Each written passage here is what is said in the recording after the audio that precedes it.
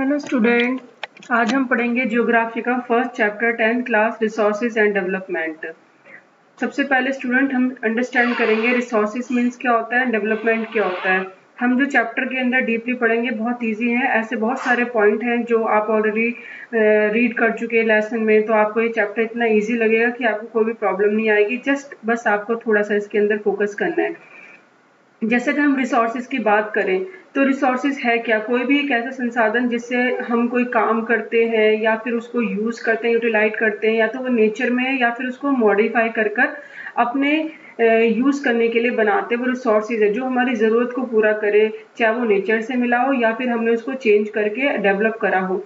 Resources की यहाँ पे डेफिनेशन दी हुई है, everything available in our environment, हमारे वातावरण के अंदर जो भी अवेलेबल है, which can be use to satisfied our need, जो हमारी जरूरत को पूरा करती है उसे हम क्या कहते हैं, उसे हम रिसोर्सेज कहते हैं। अब रिसोर्सेज का नेचुरल गिफ्ट भी कह सकते हैं कि भाई गॉड गिफ्टेड है नेचुरल रिसोर्सेज, क्योंकि जो हमें एनवायरनमेंट से मिला हुआ है। तो लेसन के अंदर जाने से पहले आप उसके पॉइंट को ये समझना है, कीवर्ड को, कि हम चैप्टर पढ़ क्या रहे हैं। हम पढ़ रहे हैं रिसोर्सेज जो हमें अपनी नीड्स को कंप्लीट करने के लिए जरूरी चाहिए, चाहे वो नेचर से या फिर हमने नेचर्स को डेवलप करके उसको चेंज करा हो। डेवलपमेंट का मतलब होता है कि आप किस तरीके से उसको ग्रो कर रहे हैं, उसको ट्रांसफॉर्मेशन कर रहे हैं प्रोसेस को। एनवायरनमेंट में जो भी चीज मिली हुई है रिसोर्सेज, आपने उसको कितना डेवलप करा है और उसको अपने अकॉर्डिंग ह्यूमन बींग्स के लिए किस तरीके से उसको आपने ट्रांसफॉर्मेशन करा है। तो ये दोनों चीज हम इसके अंदर डीपली पढ़ेंगे। Can you identify and name the various item use in making life comfortable in our villages and towns. क्या आप ऐसी कोई चीजों के नाम बता सकते हैं जो कि हमारी लाइफ को गांव में या शहर में, जो बहुत सारी ऐसी चीजें जो कंफर्ट बनाती हैं। एक आप लिस्ट बनाइए, इसमें आपसे सिर्फ एक जनरली क्वेश्चन पूछा है, list the item and name the material used in their making, और उस मटेरियल का आप नेम बताइए लिस्ट बना के, जो जो आप यूज कर रहे हो वो किस चीज से बना हुआ है। कंफर्टेबल में आपकी लाइफ में, चाहे गांव में हो, शहर में हो, विलेजेस में या टाउन्स में, तो कौन कौन सी ऐसी चीजें हैं जो आप यूज कर रहे हो अपनी लाइफ को कंफर्टेबल बनाने के लिए, और उसको हम किस चीज से बनी है ये भी राइट करना है। Everything available in our environment which can be use to satisfy our need, please इसे अंडरलाइन कर लीजिए। एंड आंसर्स ऑफ, ये बहुत ही इंपॉर्टेंट आंसर है। रिसोर्सेज किसे कहते हैं उसके लिए अगर कोई भी पूछता है, शॉर्टकट में आप बोल सकते हो जो भी हमें एनवायरनमेंट से मिला है, जो हमारी जरूरत को पूरा करता है, उसे हम क्या कहते हैं, उसे हम रिसोर्सेज कहते हैं। जो इसमें आप यहाँ पे अंडरलाइन कर लीजिए। Provided it is technologically accessible, economically feasible and culturally acceptable can be term as resource. हम उसको रिसोर्स किसको कह सकते हैं, एसेसिबल मीन्स क्या होता है, और इकोनॉमिकली फिजिबल क्या होता है। एसेसिबल मतलब होता है सुलभ है, यानी इजिली आप उस चीज को पहुंचे, आपकी उस पे आप वहां तक पहुंच सकते हो, आप एसेस हो, आपके पास वो चीज आसान से पहुंच सकती है। फिजिबल मतलब कि आप पॉसिबल है, यानी संभव है कि वो चीज आप इकोनॉमिकली भी अफोर्ड कर सकते हो, उसको ले सकते हो। फिजिबल है यानी वो संभव है, पॉसिबल है। तो यहाँ पे फिजिबल मीन्स जब आप कोई चीज, जो भी एनवायरनमेंट में आपको चीज मिली है तो वो आपकी पहुंच में है, एसेस है, और आप फिजिबल है यानी आप उसको संभव अफोर्ड कर सकते हैं, पॉसिबल है। और कल्चरली एक्सेप्टेड यानी उसको हमारी संस्कृति में भी मान्य है, यानी वो हमारे लिए गलत नहीं है। And can be term resources को हम रिसोर्स कहते हैं। अब ये 3 फैक्टर्स यहाँ पे जो पैरामीटर में पिरामिड्स में दिखाया हुआ है, इंटरडिपेंड है, ये सब एक दूसरे पे डिपेंड करते हैं। कैसे, टेक्नोलॉजी हो गई या फिजिकल एनवायरनमेंट यानी नेचर है, या इंस्टीट्यूशंस हैं, संस्थाएं, ये सब एक दूसरे पे डिपेंड करती हैं। और मेन जो इसका हेड है वो ह्यूमन है, यानी इनका रिलेशंस कैसे है, नेचर का, टेक्नोलॉजी का, इंस्टीट्यूशंस का। ह्यूमन टेक्नोलॉजी हो या एनवायरनमेंट हो या इंस्टीट्यूशंस, ये तीनों यूज कर सकता है। तो मेन रिसोर्सेज क्यों कौन हो गया, ह्यूमन ही हुआ, क्योंकि वो सारी चीजों को यूज करता है। हमने भी पढ़ा था कि नेचुरल रिसोर्सेज क्या होते हैं, जो गिफ्ट हमें गॉड गिफ्टेड होते हैं वो रिसोर्सेज होते हैं। यहाँ पे बोला हुआ है ह्यूमन ही खुद एक रिसोर्सेज है, नेचर से जो गिफ्ट मिला है वो ठीक है, लेकिन अगर ह्यूमन इनको यूज नहीं करेगा तो वो रिसोर्सेज नहीं बन पाएगा। तो यानी ह्यूमन एक रिसोर्सेज है जो कि इनको क्या करता है, ट्रांसफॉर्मेशन करता है और इंटर लिंक बनाता है इनके आपस में, इनको यूज करता है। तो ह्यूमन एक रिसोर्सेज है। और इसमें भी है, the process of transformation of things available in our environment involves in interactive relations ship between natures, technology and institutions. जो भी प्रोसेस है ट्रांसफॉर्मेशंस का, यानी जो चेंज करना है, जो हमारे पास एनवायरनमेंट में थिंग्स अवेलेबल हैं, इंटरेक्ट होता है रिलेशंस किसके बीच में, नेचर, टेक्नोलॉजी, इंस्टीट्यूशन, इन तीनों के बीच में ही एक दूसरों के बीच में रिलेशनशिप बनता है। Human beings interact with nature through technology and create institutions and accelerate their economic development. Human being जो है वो इंटरेक्ट करता है नेचर के साथ, किसके थ्रू, उसके टेक्नोलॉजी और इंस्टीट्यूशंस क्रिएट करता है। टेक्नोलॉजी के थ्रू नेचर्स के से सभी चीज़ों को यूज़ करता है, उससे इंटरेक्ट करता है, लेकिन उसको फिर क्रिएट करता है इंस्टीट्यूशंस, और जिसकी वजह से क्या होता है, एक्सिलरेट देयर इकोनॉमिक डेवलपमेंट, यानी जो डेवलपमेंट है वो तेज होता है। एक्सिलरेट मीन्स होता है तेज होना। तो इंस्टीट्यूशंस जो क्रिएट होते हैं वो किस वजह से, फिर वो डेवलप होने जाते हैं, इकोनॉमिक डेवलपमेंट होना शुरू हो जाता है। तो यहाँ पे क्या बताया है कि ह्यूमन बींग्स इंटरेक्ट करता है नेचर से टेक्नोलॉजी की वजह से। टेक्नोलॉजी होगी जब तो वो नेचर से कुछ गेट कर सकता है। अगर वो जब नेचर से गेट करता है तो उसको इंस्टीट्यूशंस क्रिएट करने पड़ेंगे, यानी संस्थाएं बनानी पड़ेंगी जिसको भी वो यूज कर सके, या फिर उसको फैसिलिटीज प्रोवाइड करा सके, जिसकी वजह से इकोनॉमिक डेवलपमेंट होता है, एक्सीलरेट होता है, यानी बहुत तेजी से होता है। तो यहाँ पे इंटर रिलेशनशिप बताया है तीनों के बीच में, इंस्टीट्यूशंस के बीच में, टेक्नोलॉजी के बीच में, नेचर के बीच में, तीनों ही ह्यूमन बींग करता है। तो मेन कौन हो गया, रिसोर्सेज, ह्यूमन हो गया। चाहे कोई भी काम क्यों ना हो, ह्यूमन ही करेगा, खुद तो ये अपने आप कोई है नहीं कि भी अपने आप स्टार्ट हो जाएगा। Next, do you think that resources are free gift of nature as assume by many? क्या आप ये सोचते हैं कि रिसोर्सेज एक फ्री गिफ्ट है जो हमें नेचर से मिला है? और दे आर नॉट, नहीं, ऐसा नहीं है, क्योंकि resources are a functions of human activities. क्योंकि रिसोर्सेज का मतलब ही है जो ह्यूमन एक्टिविटी कर रहा है। ये सभी रिसोर्सेज जो हैं, चाहे वो नेचर है, इंस्टीट्यूशंस हैं, ये टेक्नोलॉजी है, ह्यूमन बींग है ना, उसकी एक्टिविटी की वजह से ये सब है ना। तो ह्यूमन एक्टिविटी फंक्शन करता है, human being themselves are essential component of resources, वो एक बहुत ही इंपॉर्टेंट रिसोर्स है, खुद ही एक रिसोर्स है। And they transform material available in our environment into resources and use them. तो जो भी मटेरियल अवेलेबल है एनवायरनमेंट के अंदर, वो रिसोर्सेज है, वो उसको यूज करता है। तो यहाँ पे साफ बोला हुआ है कि मटेरियल अवेलेबल जो भी है एनवायरनमेंट के अंदर, उसको चेंज रिसोर्सेज में वो खुद करता है और फिर उसको यूज करता है। तो यहाँ पे ह्यूमन मेन बताया गया है। तो स्टूडेंट्स आपको ध्यान रखना है, डेफिनेशन ऑफ रिसोर्सेज की मैंने आपको बता दी है, यहाँ पर अवेलेबल है। उसके बाद बताया है कि किस तरीके से इनके बीच में इंटरेक्ट होता है, फिर आपको बताया है कि किस तरीके से ह्यूमन मेन रिसोर्सेज है। चलो अब हम क्लासिफाई कर लेते हैं रिसोर्सेज को भी। रिसोर्सेज होते कितने प्रकार के, अभी तो आपने डेफिनेशन पढ़ी है, उसका मीनिंग पढ़ा है रिसोर्सेज, और अब पढ़ेंगे कि इसको हम कितने पार्ट्स में डिवाइड कर सकते हैं। एक चार्ट दे रखा है और इस चार्ट के अकॉर्डिंग आप इसको अंडरस्टैंड कर सकते हैं, लेकिन पहले आप ये समझ लीजिए, ऑन द बेसिस ऑफ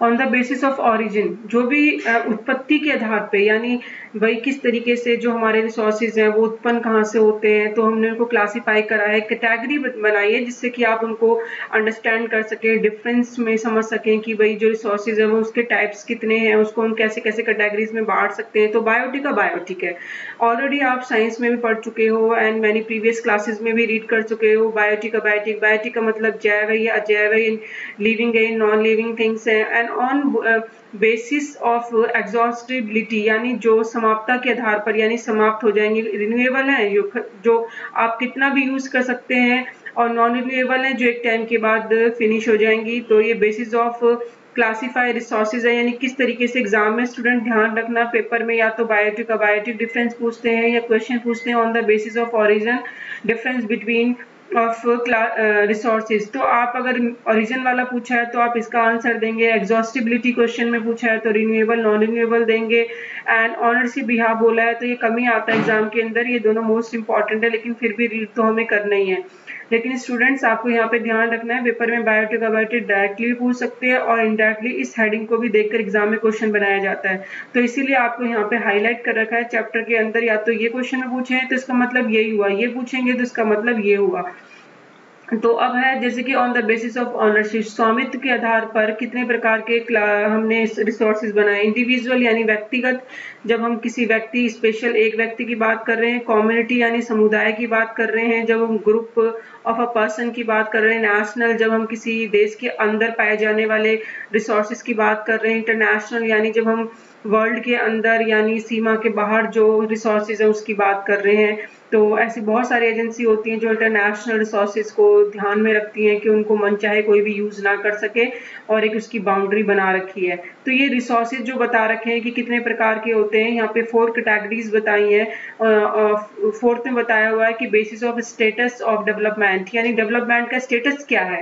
क्या हम रिसोर्सेज को, ऐसे भी रिसोर्सेज होंगे जिनको भी हम स्टॉक में रखा है या रिजर्व में रखा है या पोटेंशियल में रखा है। यानी पोटेंशियल यानी उसमें कितना अभी ऐसा है कि भाई हम उसको चेंज कर सकते हैं, उसमें कितना ऐसा विकास है जो हम उसके अंदर कर सकते हैं, पॉसिबिलिटी कितनी है। पोटेंशियल में संभाव्य अभी कितना उसका पोटेंशियल है, यानी हम उसको भी कितना यूज कर सकते हैं। और भी डेवलप्ड स्टॉक हमारे पास कितना है। और रिजर्व यानी जो है तो सही, लेकिन अगर हमारे पास टेक्निक नहीं है तो हम उसको किस तरीके से अच्छी तरीके से यूज नहीं कर पा रहे हैं, करेंगे। तो इस कैटेगरीज में हमने इनको रखा हुआ है, डेवलपमेंट की कैटेगरीज में, कि अभी भी डेवलपमेंट की जरूरत है या कर चुके हैं या करना है।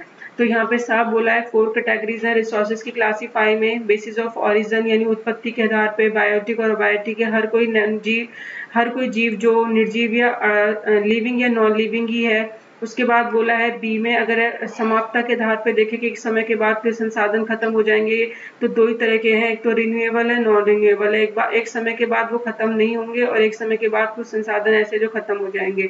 स्वामित्व के आधार पे बोले तो कोई ऐसा व्यक्ति है जो किसी संपत्ति पे अपना अधिकार रखता है। कुछ ऐसे समुदाय हैं, जैसे गांव के अंदर एक पार्क होता है, उस पर बहुत सारे लोगों का राइट होता है। तो समुदाय, कम्युनिटी, किसी के भी हो सकते हैं रिसोर्सेज। तो ये सारी चीजें हैं जो हम डीपली पढ़ेंगे। इसमें चार्ट्स में बताया रिसोर्सेज नेचुरल है, ह्यूमन है। नेचुरल में रिन्यूएबल, नॉन रिन्यूएबल दोनों है। कॉन्टिन्यू फ्लो है। कॉन्टिन्यूज में बोला है कि किस तरीके से कॉन्टिन्यू में कभी भी ना फिनिश होने वाले हैं। और बायोलॉजिकल में बोला है natural, vegetation and wild life. तो ये रिन्यूएबल है, यानी इसको हमें कितने भी रिसोर्सेज ये हमें कंटिन्यू मिलेंगे, कंटिन्यूज हैं, तो ये हमें फिनिश ना होने वाले हैं। नॉन रिन्यूएबल में बोला है रिसाइकल मेटल तो है जिसको हम रिसाइकल कर सकते हैं, लेकिन फॉसिल फ्यूल जो है, जीवाश्म ईंधन है, उसको हम नहीं कर सकते रिसाइकल। तो इसके अंदर नॉन रिन्यूएबल में आप फॉसिल फ्यूल डाल दीजिए, मेटल, फिर भी हम उसको रिसाइकल कर सकते हैं। ह्यूमन के अंदर एक स्ट्रक्चर, इंस्टीट्यूशंस होते हैं जो कि वो क्रिएट करते हैं, क्वांटिटी एंड क्वालिटी भी इंक्रीज करते हैं। 2 तरह के होते हैं। तो ह्यूमन मेड, इनको कैसे नेचुरल रिसोर्सेज को ह्यूमन चेंज करता है स्ट्रक्चर। तो रिसोर्सेज का ये जो चार्ट है, क्लासिफिकेशन ऑफ रिसोर्सेज को समझने में आपको बहुत ज्यादा हेल्प करेगा। नेक्स्ट है टाइप ऑफ रिसोर्सेज, जो भी हमने यहाँ पे अभी चार्ट पढ़ा है, ये 4 पॉइंट पढ़े हैं, इनकी हम डेफिनेशन थोड़ा सा डीपली रीड करेंगे वन बाय वन। जैसे कि on the type of resources क्या है, on the basis of origin, उत्पत्ति के आधार पे 2 ही हुए हैं, बायोटिक और अबायोटिक। बायोटिक में क्या बताया है, these are obtained from biosphere and have life such as human beings, flora and fauna, fisheries, livestock, etc. यानी जो भी हमारे पास हमने गेट करा है, इसमें किससे करा है, जीव मंडल यानी बायोस्फीयर से जो भी हमें गेट हुआ है। एंड हैव लाइफ, जहाँ पे जो लाइफ है ह्यूमन की, ह्यूमन बींग्स की, फ्लोरा की, फूना की, यानी वनस्पति हैं, जीव हैं, और जो मत्स्य जीवन है, मछलियों का जिससे रिलेटेड है, और लाइव स्टॉक है जिसको हम कह सकते हैं पशुधन, पशु से रिलेटेड है। तो ये सारा स्टॉक जो ऑब्टेन करा है हमने बायोस्फीयर से ऑब्टेन करा है, और जो कि लिविंग है। नेक्स्ट है abiotic resources, all those things which are compose of non living things are called biotic. जितने भी अबायोटिक, जितने भी कंपोज नॉन लिविंग थिंग्स हैं वो अबायोटिक रिसोर्सेज हैं। रॉक्स हैं, मेटल्स हैं, ये इसके एग्जाम्पल है। On the basis of exhaustibility, यानी समाप्ता के आधार पर जो हम कह सकते हैं कि रिसोर्सेज हम यूज तो करते हैं, लेकिन कुछ रिसोर्सेज समाप्त हो जाएंगे हमेशा के लिए, और कुछ रिसोर्सेज ऐसे अगर समाप्त हो भी जाते हैं तो हम उनको दोबारा गेट कर सकते हैं। Renewable resources, the resources which can be renew and reproduced, जिनको दोबारा प्राप्त किया जा सकता है, दोबारा उत्पन्न किया जा सकता है by physical, chemical, mechanical process. तीनों तरीके के प्रोसेस से हम जिसको वापस गेट कर सकते हैं, चाहे वो फिजिकली क्यों ना हो, भौतिक हो, रसायन हो या फिर यांत्रिक हो यानी मैकेनिकल, तीनों ही हम प्रोसेस से जिसको वापस पा सकते हैं, रिप्लेनिशेबल कर सकते हैं, रिन्यूएबल कर सकते हैं। रिप्लेनिशेबल और रिन्यूएबल यानी दोबारा गेट कर सकते हैं, पुनः प्राप्त कर सकते हैं। तो ये वो रिसोर्सेज हैं जिनको हम फिजिकली, केमिकल और मैकेनिकल तीनों प्रोसेस से उसको गेट कर सकते हैं। एग्जांपल में आपको बोला है सोलर है, solar, wind energy, water, forest, wild life, ये वो है, ये सारी वो चीजें हैं जिसको आप कितना भी यूज करो कोई वरी होने की जरूरत नहीं है कि वो खत्म हो जाएंगे। एंड द रिन्यूएबल रिसोर्सेज में फर्दर भी divided into continues and flow, और इसको डिवाइड भी करा हुआ है कॉन्टिन्यूज में। कॉन्टिन्यूज यानी आप इसको कितना भी यूज करें कॉन्टिन्यू ही रहेगा। वाटर है, एयर है, आप मेन जानते ही हो कि ये कितना भी यूज करें तो इसकी कैटेगरीज कॉन्टिन्यू भी बोला जाता है, उसमें डिवाइड किया हुआ है। नॉन रिन्यूएबल रिसोर्सेज में बोला है दीज एक्कर over a very long geological time, यानी एक बहुत ही ज्यादा लंबे टाइम के बाद जो चीज हमें मिलती है वो इसके अंदर आती हैं। मिनरल्स हैं, फॉसिल फ्यूल्स हैं, अगर ये फिनिश हो जाते हैं तो मिलियंस ईयर्स के प्रोसेस के बाद आपको ये सब्सटेंस जो है, जो रिसोर्सेज हैं वो गेट होंगे। एग्जांपल में अगर हम बात करें जैसे कि यहाँ पे बोला है रिसोर्सेज ऑफ मेटल है, मेटल फिर भी रिसाइकलेबल है, and some like a fossil fuels हैं जो हम ईंधन यूज करते हैं वो कैन नॉट, उसको हम दोबारा प्राप्त नहीं कर सकते, जमीन से जो निकलते हैं, कोयला हो गया। ऐसे ही रिसाइकल एंड गेट एग्जॉस्टेड, वो समाप्त हो जाएंगे उनके यूजेस के बेस पर। And fuel can not be recycle, इनको रिसाइकल नहीं कर सकते। मिलियंस ऑफ ईयर्स लग जाते हैं इनकी फॉर्मेशंस में। तो नॉन रिन्यूएबल सोर्सेज हैं on the basis of ownership. अगर हम ऑनरशिप की बात करें तो जैसे कि किसी चीज पे, रिसोर्सेज पे आप बोलोगे किसका राइट हो सकता है, तो हम बोल सकते हैं किसी चीज का राइट है individual resources. There are also owned privately by individual, जब किसी एक व्यक्ति का किसी पे अधिक प्राइवेटली उस पर राइट होता है तो वो इंडिविजुअल कहलाता है। मैनी फार्मर्स हैं ऑन लैंड, जिनका खुद का लैंड होता है, which is allotted to them by government ने, जिन जो अलॉटेड कर रखे हैं उनको बांट रखा है, और पेमेंट उनको फिर रिवेन्यू लगान वो पे भी करते हैं उसमें, जो भी उनको गवर्नमेंट ने जमीन दे रखी है वो उनकी खुद की कहलाती है। There are peoples with land ownership but there are many, कुछ तो है गांव के अंदर जिनको लैंड मिली हुई है, but there are many who are landless, बहुत सारे ऐसे लोग हैं जिनके पास जमीन नहीं है। Urban people on plots, houses, other properties, अगर शहर में आप देखेंगे तो बहुत सारे ऐसे लोग हैं जिनके खुद के प्लॉट्स हैं, हाउसेज हैं, प्रॉपर्टीज हैं, प्लांटेशंस हैं। तो ये आपने गांव में देखा कि किस तरीके से रूरल एरिया में कि उनकी अपने किसी के प्लॉट हो सकते हैं, किसी की लैंड नहीं हो सकती। या अर्बन का है कि किसी का अपनी प्रॉपर्टी ऐसे हो सकती है। और partial land, ponds, water in wells, तो ये सारे प्लांटेशंस हैं, बागान है। पार्शियल लैंड्स यानी जहाँ पे घास चराई जाती है पशुओं को, ये तालाब हो गया। वाटर इन वेल, जब कुएं से पानी ले सकते हैं, तो सारे प्राइवेट हो सकते हैं। And some example of resources ownership by individuals, ये सारे एग्जांपल्स हैं इंडिविजुअल यानी किसी का एक ऑन बाय प्राइवेटली, किसी इंडिविजुअल, किसी व्यक्ति का उसके ऊपर राइट होता है, तो हम उसको कह सकते हैं कि भाई ये उसकी संपत्ति है, जब हम उस पर अपना राइट नहीं बना सकते, उसका खुद का राइट होगा। Make a list of resources on by your house hold, अपने आप एक ऐसी लिस्ट बनाइए रिसोर्सेज की जो जिसपे कि ऐसे ही किसी प्राइवेट का हाउस होल्ड हो, यानी उसके ऊपर राइट हो। नेक्स्ट है कम्युनिटी ऑन रिसोर्सेज, यानी किसी समुदाय का, यानी कुछ ग्रुप होते हैं जो मिलकर किसी चीज को बनाते हैं और उसमें उनका राइट होता है। There are resources which are accessible to all the members of the community, इस एक्सेसिबल होते हैं यानी वो उनकी पहुंच होती है या सुलभ होते हैं, किसके लिए, कम्युनिटी के सभी मेंबर्स के लिए, वहां पे उनकी एक्सेसिबल होती है, वो उस तक जा सकते हैं। विलेज के अंदर ऐसे बहुत सारे हैं, जैसे कि कॉमन में आप देखेंगे ग्रेजिंग ग्राउंड्स हैं जहाँ पे पशुओं को अगर घास चरानी है, या ब्यूरियल्स ग्राउंड्स हैं, शमशान घाट है, या विलेज के अंदर ऐसे बहुत सारे वाटर रिसोर्सेज पॉन्ड्स हैं, जो ये सब है ना, public park, picnic spots, playground. Urban, ये अर्बन के एग्जांपल हैं, और ये विलेज के एग्जांपल दिए हुए हैं कि कम्युनिटी गांव में किस तरीके से समुदाय यानी पर्सन ऑफ मेंबर जो मिल जाते हैं और वो मिलकर बना लेते हैं चीज को, तो उनका राइट्स होता है, किसी एक का राइट नहीं होता। ये शहर में होते हैं। Urban area are the factor accessible to all the people living here, और ये सभी की पहुंच होती है, इस पे एक्सेसिबल होते हैं, तो अर्बन में या फिर विलेज में। आपने एग्जांपल देखा। अब पढ़ेंगे नेशनल डेवलपमेंट। नेशनल डेवलपमेंट जो है technically all the resources belong to the nation. Nation के अंदर, किसी भी एक देश के अंदर पाए जाने वाले जितने भी रिसोर्सेज होते हैं वो नेशनल रिसोर्सेज कहलाते हैं। कंट्री हैज लीगली पावर है उसको एक्वायर करने की, गेट करने की। Private property for public good, अगर किसी प्राइवेट प्रॉपर्टी को भी लेना चाहे तो सरकार ले सकती है। You might have seen roads, आपने रोड्स देखे हैं, कैनल्स देखे हैं, रेलवेज देखे हैं, बीइंग कंस्ट्रक्ट, अगर उनको बनाना होता है तो गवर्नमेंट किसी भी फील्ड, चाहे वो खुद का हो, इंडिविजुअली क्यों ना, उसको ले सकती है। Urban development authorities get empowered by the government to acquire land, और अर्बन डेवलपमेंट करने के लिए भी अथॉरिटीज है कि वो इस तरीके से गवर्नमेंट एक्वायर कर सकती है लैंड। अगर उसको कोई डेवलपमेंट करना है, किसी डेवलपमेंट एरिया में किसी का इंडिविजुअल प्रॉपर्टी आती है तो उसको ले लिया जाता है। ऑल द मिनरल्स यानी नेशनल रिसोर्सेज यानी नेशनल प्रॉपर्टी जब होती है। All the minerals, water resources, जितने भी मिनरल्स हैं, वाटर रिसोर्सेज हैं, फॉरेस्ट्स हैं, वाइल्ड लाइफ है, लैंड हो या फिर पॉलिटिकल बाउंड्रीज ही क्यों ना हो, राजनीतिक boundaries, and oceanic area up to 12 nauticals mile यानी समुद्र का 22.2 किलोमीटर तक का जो एरिया है वो, ये सारे चीजें एक नेशनल के अंदर आती हैं। कॉस्ट फ्रॉम टेरिस्ट्रियल वाटर, और उस क्षेत्र में आने वाला जो पानी है, and resources therein belong to the nation, और ये सारी चीजें किसी भी देश यानी नेशन से पे होती हैं, लिंक रखती हैं, ये सब नेशन से रिलेटेड है।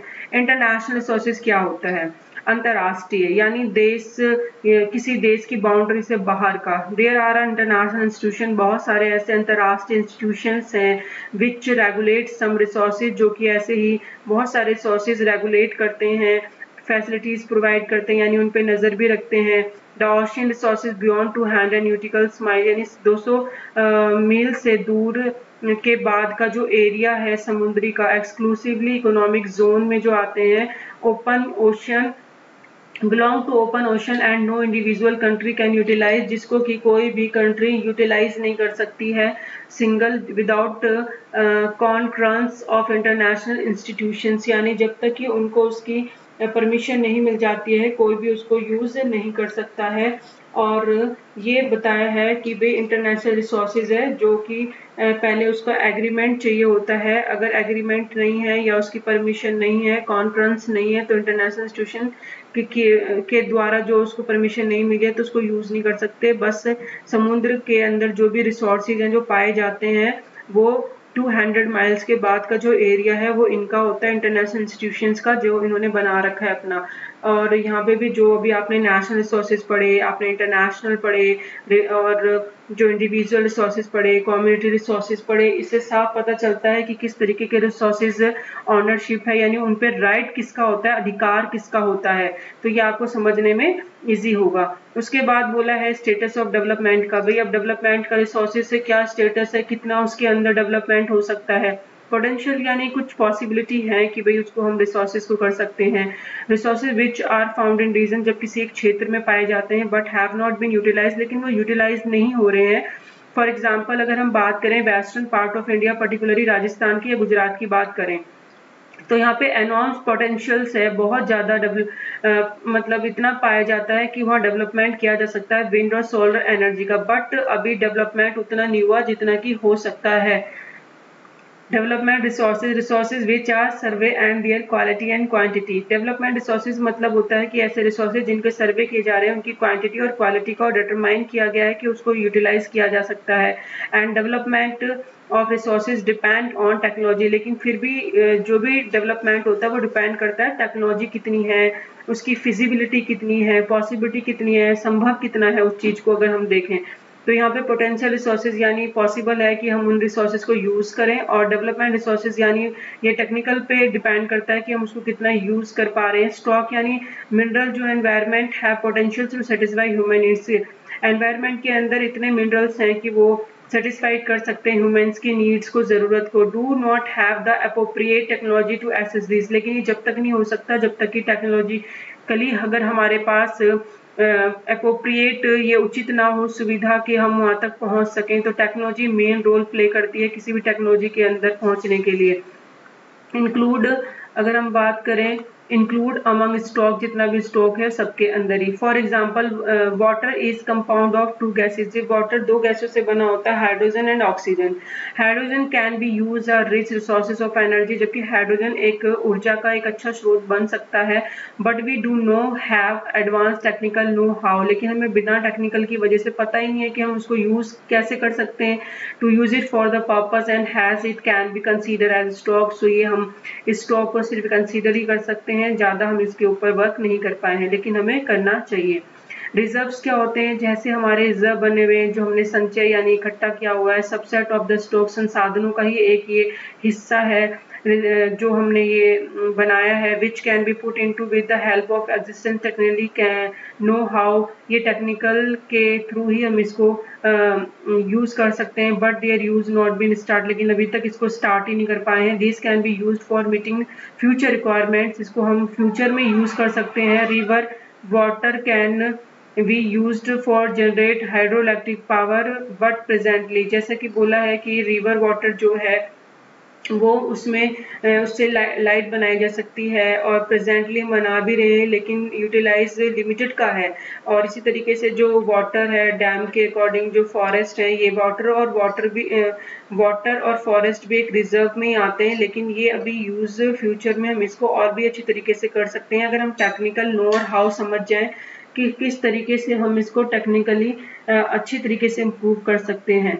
तो ये आपने पढ़ा किस तरीके से रिसोर्सेज और रिसोर्सेज की क्लासिफिकेशन पढ़े हैं स्टूडेंट्स।